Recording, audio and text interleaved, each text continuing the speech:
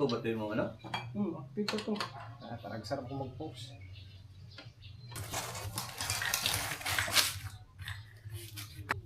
Sige, wire to, no?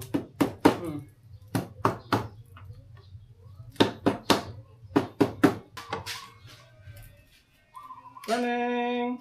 Sunog. Sir, sunog. Sunog ang kanyang stator. 2014 nga KTM 200. Karon pa ni bigay. Bisaya lang ta. Hindi na ito magkagalog. Bisaya mo na itong kuhan rin. Customer. Customer.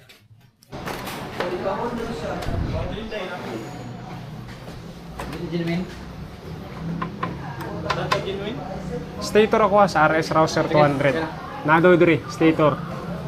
Nay! Gikan ko kalumpang. Carb na stator no? Dili katong RS. IRS? Ang magneto side gasket gyapon, Rouser 200. Oo. Murag mo. Pero sa ano dito, sa stapler. Kasi stapler. Mo ni. Sige lang tayo magpapirma man ta. Tululogin ako book. Ay. So, ito yung kanyang stator na sunog. So, ang ipapalit kong stator nito is pang RS Rouser 200. Medyo mataba siya dito. So, yan na yung laging ginagamit ko na stator. So, ito yun. Ito yung code niya. And then, same socket lang naman yan sila. And then, kasya yung wire. Abot yung wire dito hanggang dito. So, mas makapal to compare sa tawag nito. Yan o, makapal. Tapos matataba yung wire. Yan. Titignan nyo, ay mas makapal yung wire nito. Kung compare natin, yan o.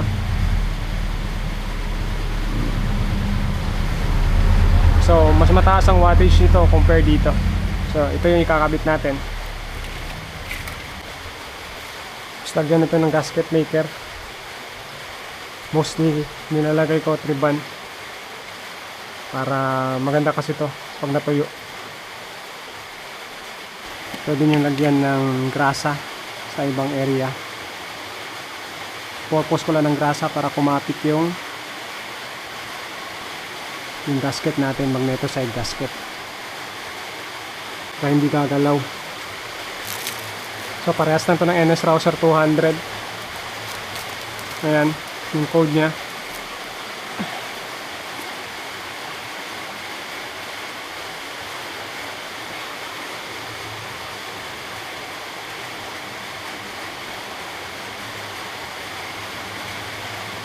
Yan, hindi na yan nagalaw kasi meron na yang tawag nito. Yan, nakaposition yan. Saka natin nilagay ito.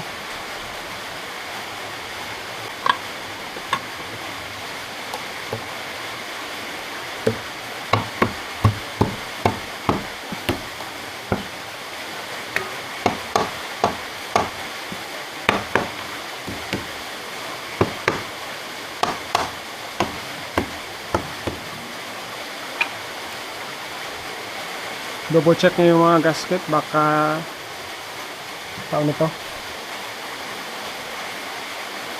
wala sa align. Yan. Okay naman yan. Align yan siya pag yung mga tornilyo natin dumiretso lang ng pasok. Ibig sabihin hindi siya nakaharang yung papel.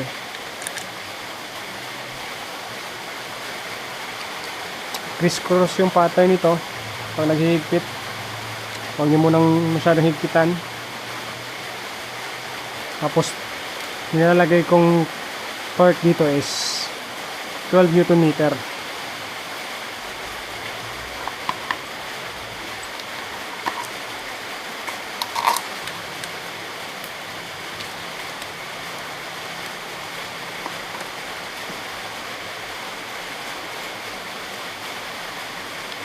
Ayan. Okay, tayo na natin yung motor.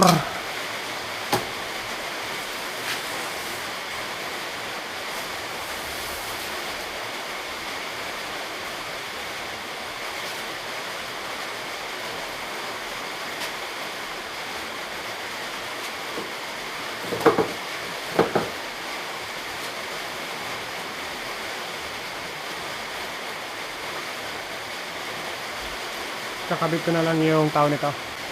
Yung socket sa taas, abot naman yan. Pero bago natin ikabit, check muna natin yung continuity, yung resistance ng bawat winding. Pero test lang natin, and then ikakabit natin. Itignan natin yung charging niya. Nakakalimutan kong bumili ng voltmeter para dito. So, papakita na lang natin sa multi-tester mamaya pag nakabit na natin. Balikan ko kayo, kabit ko lang.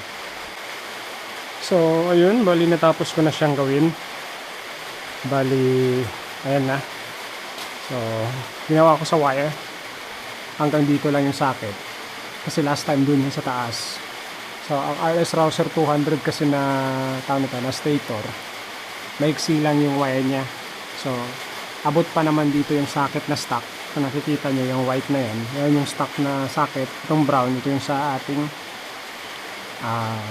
stator ng RS Rouser 200. So, nakabit ko na, naayos ko na, na-torque ko na to lahat.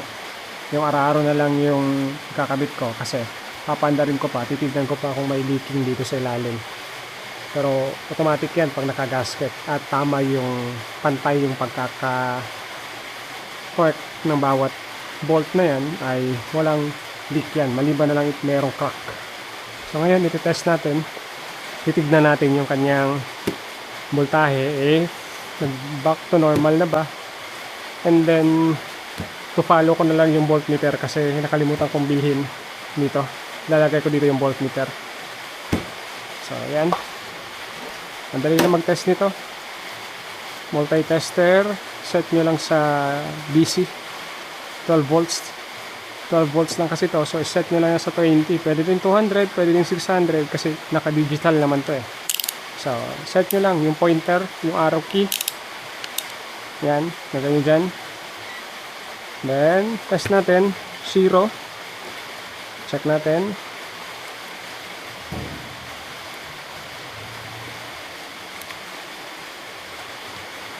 Yung stock na voltahe niya sa kanyang lead acid na battery is 12.4. Try natin paanda rin. Start natin.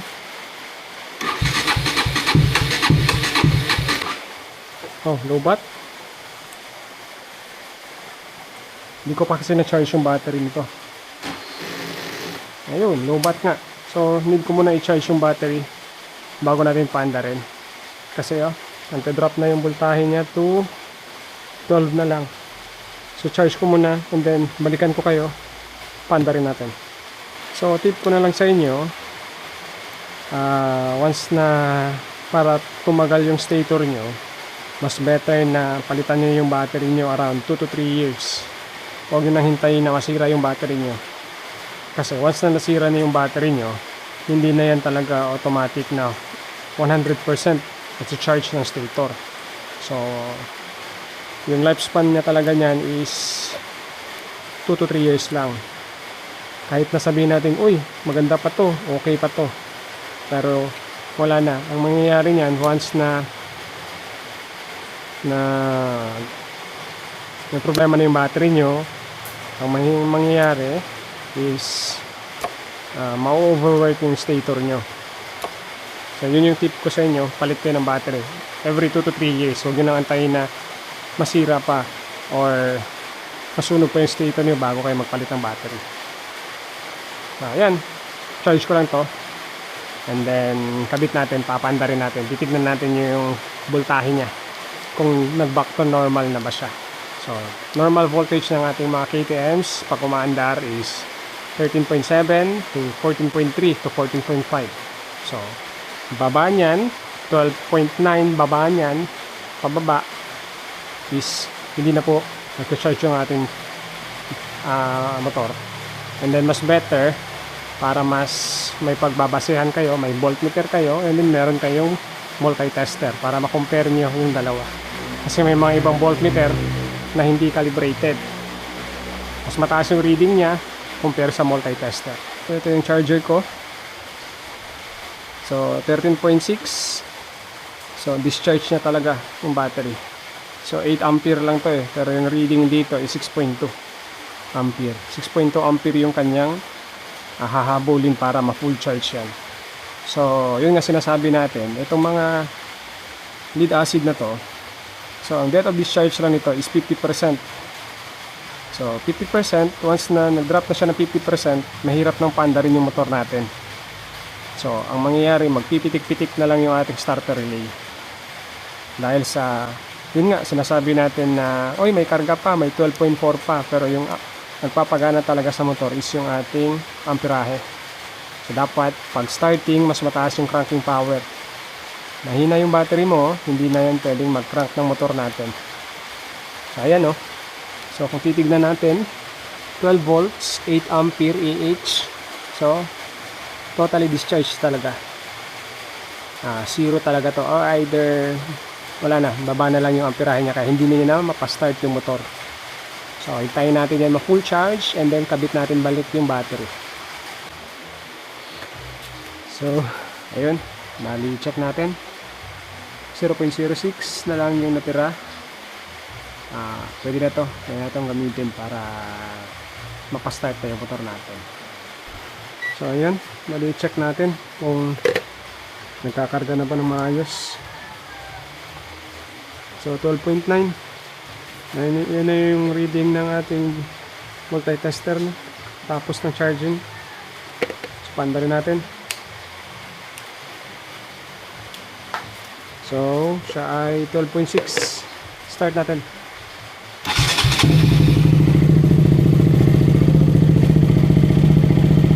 Ayan, charging na po yan.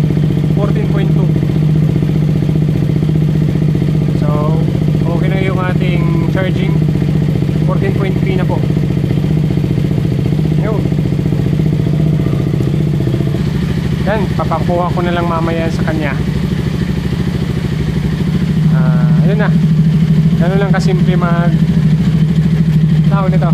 magpalit ng stator. So, check ko na to last time.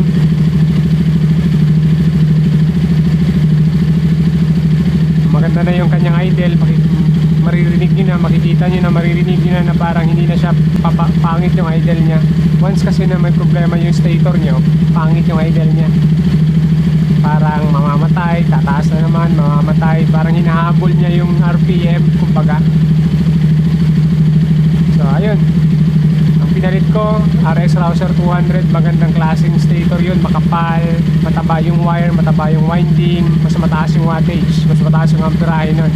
Mas better yung tawag nito, yung charging nun. And then, mas okay sana ito, as per experience, once na para maiwasan natin na madali o mabilis masunog yung ating stator, mas better na mag-upgrade tayo ng battery. Suggestion ko sa inyo is yung mga LiPo 4 battery.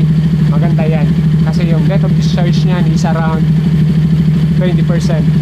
So as long na hindi pa siya umabot ng 20%, as long na walang problema yung motor nyo, aandar at aandar yan yung motor nyo. Pero pag may problema talaga yung motor nyo, mahirap ipa-start, hindi na yun hindi na yun problema ng LiPo 4. Malulobat at malulobat yung LiPo 4 natin na battery. Pero as per experience, madami na akong nakabitan ng LiPo 4. So na-lessen yung mga stator problem ko dito sa akin na dinadala. So yung mga dinadala sa akin dito na problema ng stator is around 2 years o 3 years. Nasusunog na yung kanilang stator. And then stock pa yung motor, walang masyadong accessories, walang masyadong ilaw, loud horn, wala, as in stock talaga. Pero nasusunog pa rin yung kanilang stator. So yun yung experience ko. So sa iba din yung kanilang reason kung bakit nasunog. Yung maintenance nila, matagal sila mag-maintenance, mag-PMS, mag-change oil, matagal sila mag-change oil. Pero sa akin as experience, yun talaga yung problema, yung battery. So huwag nyo na hantayin na masira yung battery nyo. 2 to 3 years lang yan yung mga lead acid na yan. Hindi ka parehas ng mga LiPo 4, umaabot ng 7 to 10 years. So solid ka na nun. So yun lang yung aking payo sa inyo sa mga ganitong motor, KTM, mostly KTM, stator yung kanilang common issue. So ayun, bali tapusin ko na. Ngayon lang ulit nakabalik ng video gumawa ng video kasi sobrang busy na ako. So, doon na lang po. Ride safe po sa lahat. Peace.